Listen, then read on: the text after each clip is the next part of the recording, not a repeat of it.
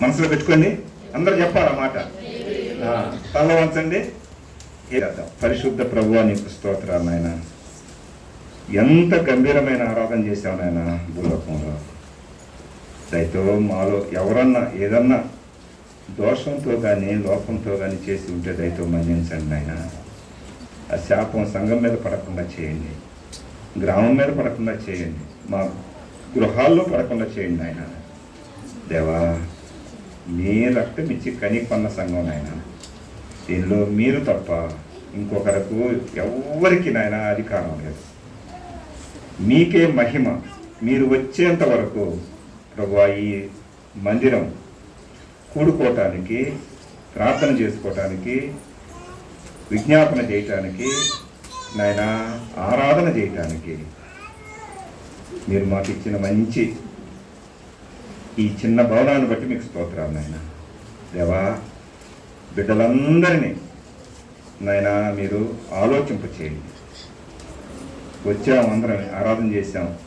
మీ హెచ్చరిక మాటలు, మీ పురుకొలుపు మాటలు, మీ అమూల్యమైన మాటలతో మమ్మల్ని ఆశీర్వదించి పంపించమని, మా లోపాలు దిద్దుకొని వెళ్ళటానికి కావలసిన కృపనిమ్మని, వాక్యం మీది ఆ మాటలో ఉన్న నాయన సారాంశం మేము గ్రహించి దాని ప్రకారం నడిచే కృపనిమ్మని, అల్పుడను నాయన నిష్ప్రయోజకుడను నీ దాసుడను మరుగుపరచమని యేసు ప్రభు నామమున ప్రార్థన చేస్తున్నాము తండ్రి, ఆమేన్.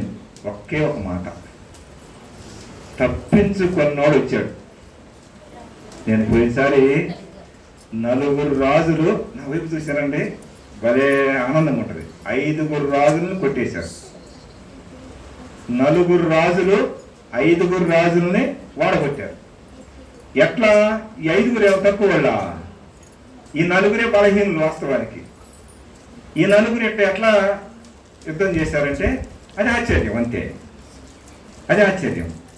ఆ 4 రాజుల్ని జయించి వచ్చాడు ఈయన.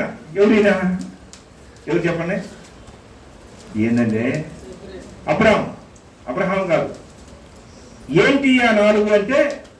1 ధనం, 2 ఏంటి చెప్పండి? ఇంతకుముందు చెప్పింది మాట్లాడానమ్మా. 1 ఏమన్నా ధనం, ఒక రాజు పేరు ధనం, ఇంకో రాజు పేరు లోకం, ఇంకో రాజు పేరు ఒక్కరన్నా గుర్తు లేకుండా ఉంటే ఎట్టలే.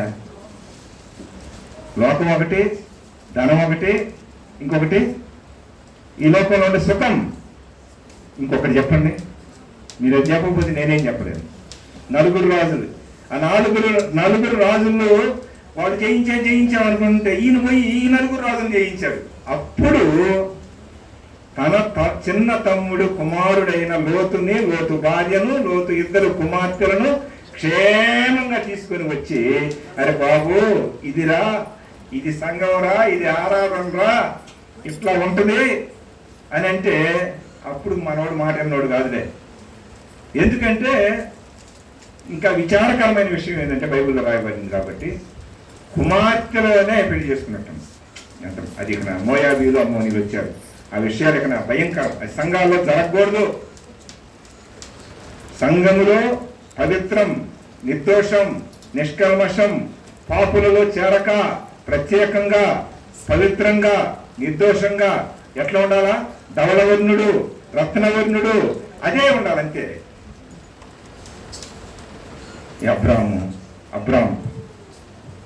అబ్రహాం గారు. ఇంకా అబ్రాహం అనే పేరుకి అర్థం ఏంటంటే తండ్రి హెచ్చించబడ్డాడు. ఆ మాట చెప్పండి అమ్మా. తండ్రి హెచ్చించబడ్డాడు. ఆ తర్వాత 17వ అధ్యాయంలోకి వెళ్ళిన తర్వాత ఏంద్ర నీ పేరు ఎట్టుందే? తీరు బాగానే ఉంది కానీ కొంచెం పేరు కూడా మార్చుకో. మన అన్న మార్చుకున్నాడు పేరు, తెలుసా? వెంకటేశ్వర గారు ఏం పేరు పెట్టుకున్నారు చెప్పండి అమ్మా. అసలు అన్ని పోయినా దేవుడున్నాడని, అన్ని వేళలా దేవుని స్తుతించాలని, శరీరముడిగిపోయినా సజీవినవుతానని. అంతటితో ఫుల్ స్టాప్ అవుతున్నారు. 2 చరణాలు ఉన్నాయండి, ఎంత మధురంగా ఉంటాయో ఆ పాట పాడుతుంటే. అయ్యో వినండి వినండి అమ్మ. అటు పోగానే ఈ నలుగురిని జయించిన తర్వాత, ఆరాధన చేసిన తర్వాత ఈయన పేరు అబ్రహాం అని పెట్టారు. అబ్రహాం అంటే ఏమి లేదండి, జనాంగాలకు తండ్రి. అంతకుముందు ఆయన పేరు ఏంది? తండ్రి హెచ్చించబడను. ఏందో హెచ్చించబడింది అర్థం కావట్లా. నాకు నేను హెచ్చించుకుంటే ప్రయోజనం లేదు, నీకు నువ్వు హెచ్చించుకుంటే ప్రయోజనం లేదు. బైబిల్ ఏం చెబుతుంది? తను తాను హెచ్చించుకునేవాడు తగ్గించబడును, తను తాను తగ్గించుకునేవాడు హెచ్చించబడును. ఈ మాటలు కాదు కానీ వినండి. నలుగురిని జయించాడు. అయ్యా అదిగో లోతు కుటుంబం నాయన, ఎట్లా ఎంత భయం అంటే ఈయనకి ఏం చేయాలి అర్థం కాల. ఏందిరా ఎట్లా జరిగిందని అడిగితే, 4 రాజులు 5 రాజులు యుద్ధం చేశారు. మీ ఓడు ఏమన్నా తీసుకెళ్ళి బానిసగా, ఇందాక తమ్ముడు చెప్పాడు మంచి మాటలు, బానిసగా తీసుకెళ్ళి అక్కడ కట్టేశారు. ఇక వాళ్ళ భార్యని ఏం చేస్తారో తెలియదు, మీ మనవరాలు అవుతారు కదా, మీ మనవరాళ్ళని ఏం చేస్తారో తెలియదు. అయ్యా ఇక నువ్వు ఏందోలే అని అంటే, అప్పుడు వెళ్ళి యుద్ధం చేసి ఆ 4 రాజులను కూడా ఓడించి ఏం చేశాడు? ధనాన్ని, శరీరాన్ని, లోకాన్ని, ఇక తనకున్నాయి అదే ఏవైతే అడ్డంగా ఉన్నాయో ఆరాధనకు అవన్నీ తీసివేసుకుని అప్పుడు ఆరాధన చేసి మెల్కీసెదెకు క్రమంలో చేర్చబడుతున్నారు. ఆ క్రమంలో చేర్చబడేటువంటి ముందుగా ఆడొచ్చి పరిగెత్తుకుంటూ వచ్చాడు. అయ్యా మీ వాడు ఎట్టుండాలని తప్పించుకుని వాడు అక్కడ వచ్చి అంటున్నాడు. అమ్మా వినండి, హెబ్రీయుడా, ఆ మాట చెప్పండి అమ్మా. హెబ్రీయుడు అంటే తప్పించుకున్నవాడు, దాటినవాడు, చీకటిలో నుండి వెలుగులోనికి దాటింపబడినవాడు, మరణములో నుంచి జీవములోనికి నడిపించబడినవాడు. హెబ్రీల గురించి ఆలోచించేద్దాం. హెబ్రీల గురించి ఆలోచించాలంటే హెబ్రూ భాష మాట్లాడే వాళ్ళందరూ హెబ్రీలు అంటారు, యూదులు అందరూ మాట్లాడతారు యూదులు. ఇప్పుడు మనం ఇట్లా అర్థం చేసుకున్నాం. హెబ్రీయుడు అంటే చెప్పండి, దాటబడినవాడు. ఇప్పుడు మనల గురించి ఆలోచన చేస్తే, లోకం అనేటువంటి అరణ్యములో నుంచి దాటి ఎక్కడికి వచ్చాం? సంఘం అనేటువంటి జీవము కలిగినటువంటి సంఘములోనికి మనం వచ్చాము. మనం ఎవరిమే? దాటబడిన వాడు. ఇప్పుడు మనం చెప్పాలంటే క్రైస్తవులం, అమూల్య రక్తములో కడగబడిన బిడ్డలం, అమూల్య శరీరాన్ని తింటున్నాం, అమూల్యమైన రక్తాన్ని త్రాగుతున్నాం, అమూల్యమైన ప్రభు కోసం మనం నిలబడుతున్నాం. ఇప్పుడు చెప్పండి, అబ్రాహాము 4 విషయాల్లో జయించాడు, మరి నా జయం ఎట్టుందో?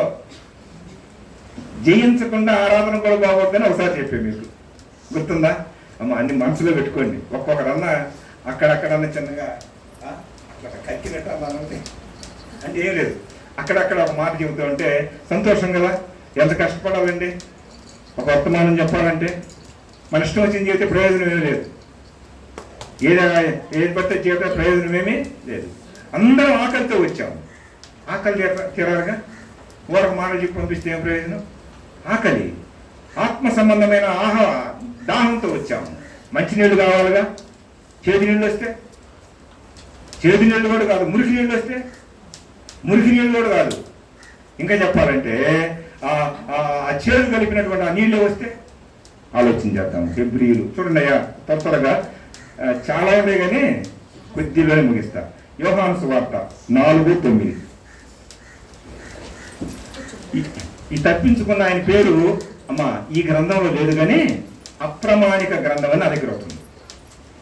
దాన్నే ఏమంటారంటే యాషారు గ్రంథం అంటారు. అది ఎక్కడ ఉంటుంది? యెహోషువ గ్రంథంలో సూర్యచంద్రులు ఆపుతారు కదా.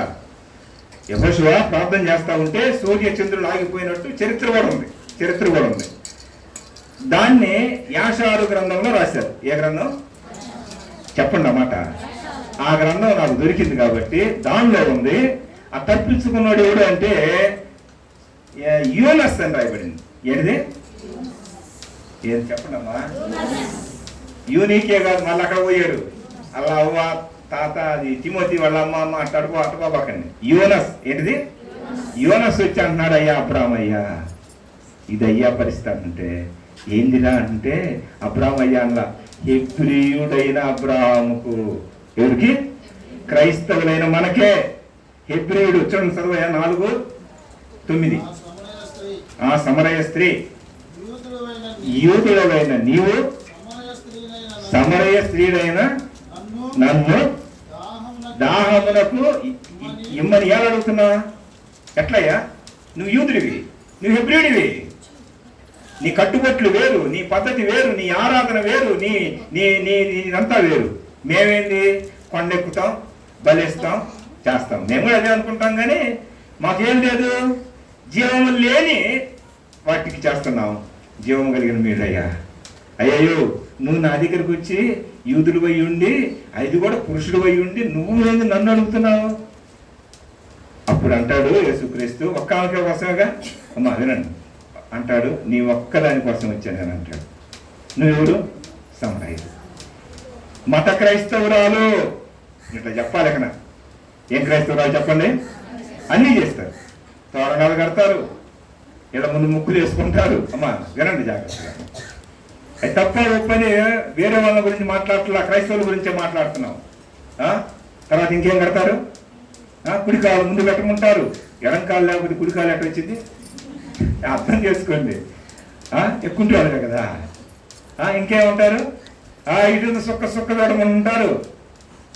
ఇది లెంట జనాలు మేము కనీసం మాంసం కూడా తినమంటుంటారు. లేవా ఇవన్నీ? అర్థం చేసుకుందాం. మనం ఎట్లా ప్రియులం అవుతాం? మనం ఎట్లా క్రైస్తవులం అవుతాం? క్రైస్తవం అయితే కదా మనకు శక్తి ఉండేది. క్రీస్తు రక్తంలో కడగబడితే కదా, విమోచించబడితే కదా. ఆ గలతీ పత్రికలో ఉన్నది అన్ని రోగాలే, అన్ని జబ్బులే. ఏం జబ్బులంటే తినేదానికి జబ్బు, బట్టలు కట్టుకునేదానికి జబ్బు, కట్టుబొట్టు విషయాల్లో జబ్బులు, ఆచారాల్లో జబ్బులు. పెద్దానికంటే మోసే మావాడు. ఏం చేశాడయ్యా? అబ్రాహాము మావాడు. అంటే ఏందయ్యా అంటే ధర్మశాస్త్రం వాడదారం వచ్చిందయ్యా. ఎట్టయినా ధర్మశాస్త్రమేగా. ధర్మశాస్త్రం ఏమైంది? ఒక్కడు కూడా కట్టడలు, ఆ నియమాలు, ఆ పద్ధతులు, ఆ విధులు ఒక్కడు కూడా సంపూర్ణంగా చేయలేక సతికలు పడితే, అప్పుడు ధర్మశాస్త్రానికి మించినటువంటి ప్రభువు ఆ ధర్మశాస్త్రాన్ని నెరవేర్చడానికి ఆ శిలువలో కొట్టేయడానికి వచ్చేసాడు. ఆయన ఒక్కడు తప్ప ఎవరైనా నెరవేర్చారండి? యాజకులు ఏటాట, ప్రధాన యాజకులు ఏటాట. అమ్మా వినండి, ఇలాంటి దాన్ని నెరవేర్చడానికి అమ్మవు నువ్వేందమ్మా, నీ గురించే వచ్చానమ్మా అని మిమ్మల్ని కాదులే సమరయ స్త్రీతో అంటున్నాడు. నీ గురించే వచ్చానురా, నేనిచ్చే నీళ్లు ఈ నీళ్లు కాదమ్మా అంటే, ఓహో ఏ ఇస్తావయ్యా అంది.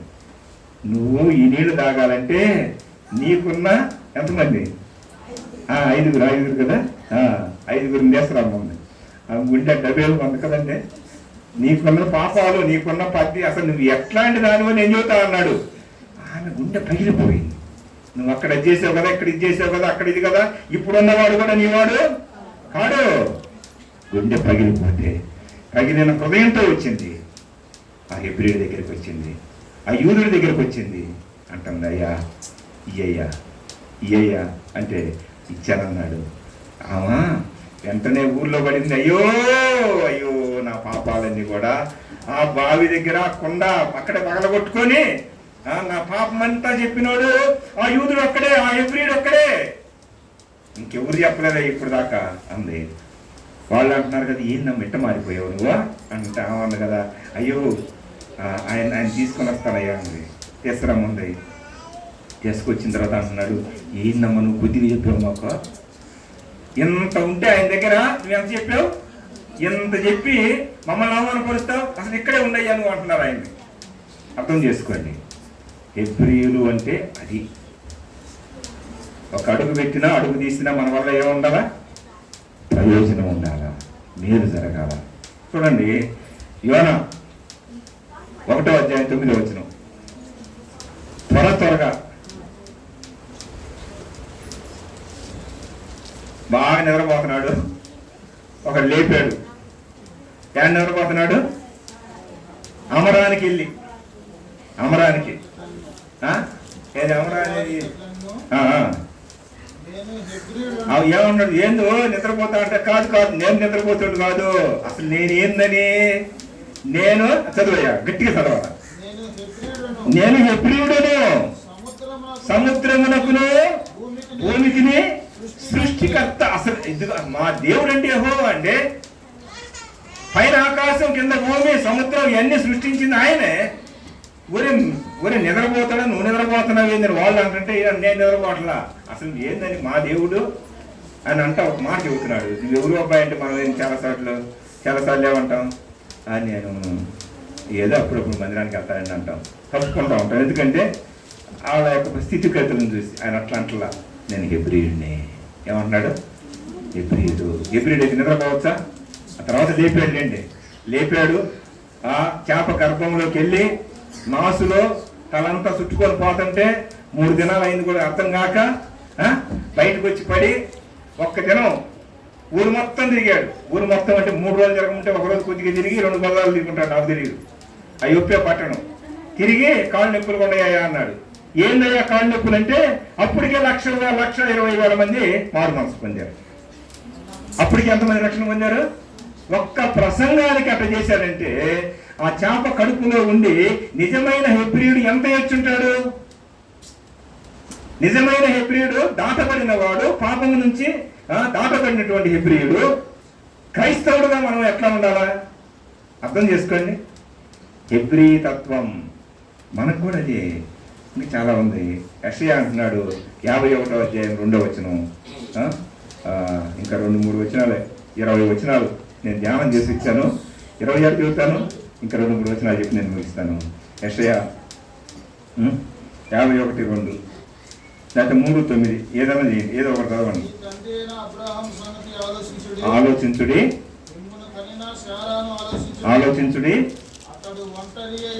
ఒంటరి అయి ఉండగా పిలిచాడు, ఆశీర్వదించి అగునట్లు చేశాను. చాలు చాలు చాలు. నేను పిలిచింది ఎవరు? ఎక్కడో విగ్రహాలు చేసుకుంటూ బొమ్మలు అమ్ముకునేటువంటి అబ్రాహాముని పిలిస్తే వాళ్ళ నాన్న వచ్చినట్టే వచ్చాడు, కానీ ఎవరి వ్యాపారం దెబ్బతింటున్నారా బాబు అంటున్నాడు. నీ వ్యాపారం నువ్వు తగలబడా, వాళ్ళే తన్నుకుంటున్నారా, బొమ్మలే లేచి తన్నుకుంటున్నాయి అని చెప్పి ఏం చేశాడు?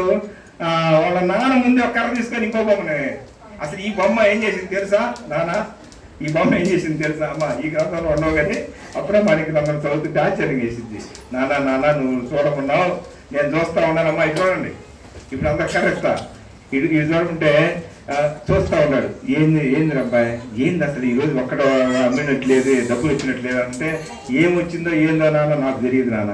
అప్పుడే దేవుడు పిలిచాడు, అమ్మమ్మ వినండి, ఏందో నాన్న నేను అక్కడ తలుపు తీశాను, అసలు అందరు తలుపుకుంటా ఉంటారు, నాకు అర్థం కాదా, ఏంది బొమ్మలు వేసి కూర్చుని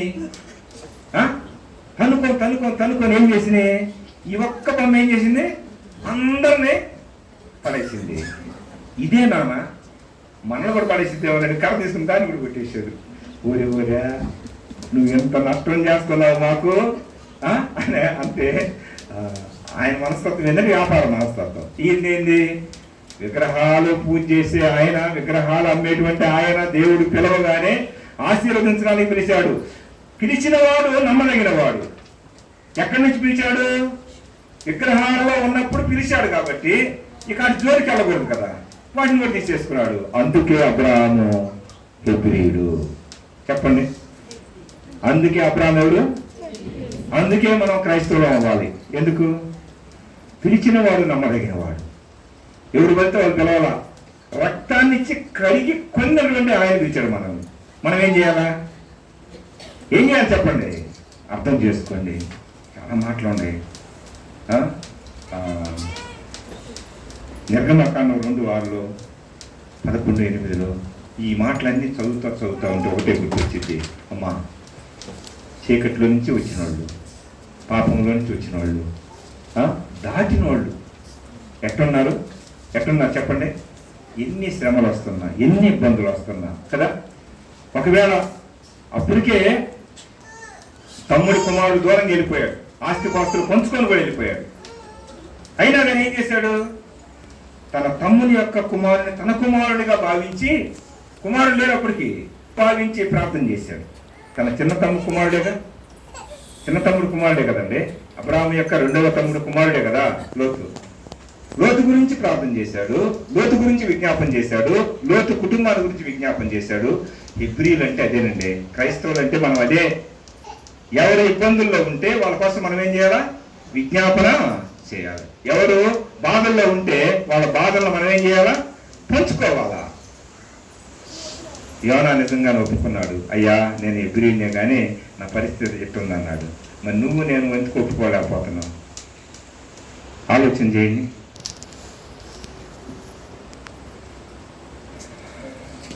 ఒక్క మాట చూసుకుని ముగించుకున్నాం.